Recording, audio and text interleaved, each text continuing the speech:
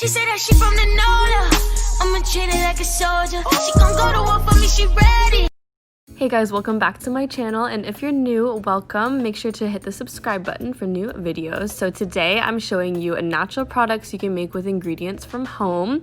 The first one is going to be a lip scrub. So you will need some brown sugar and honey, and this is optional, but it's mainly for flavor, some vanilla extract, and obviously a container to put it in. Your ratios will differ depending on the size of the container, but for my size, I'm starting with a 1/4 tablespoon of honey. I will be adding 2 tablespoons of brown sugar, but I started with 1 just to mix it a bit. And I'm also taking a 1/4 teaspoon of the vanilla extract as well.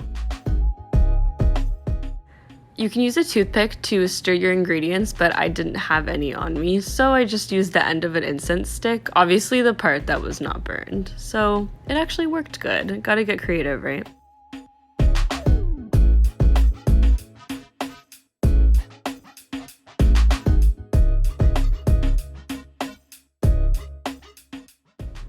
The next DIY is a facial toner. You will need apple cider vinegar and rose water, and of course a jar with a lid to add everything in.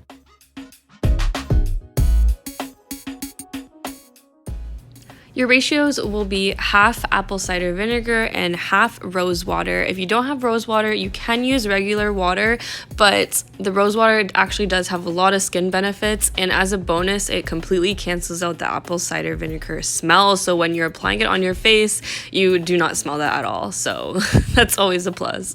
If you know what it smells like, you know what I mean. Mix them together and you're all finished. If you want some added SPF, you can add in carrot seed oil. It has a natural SPF of 47.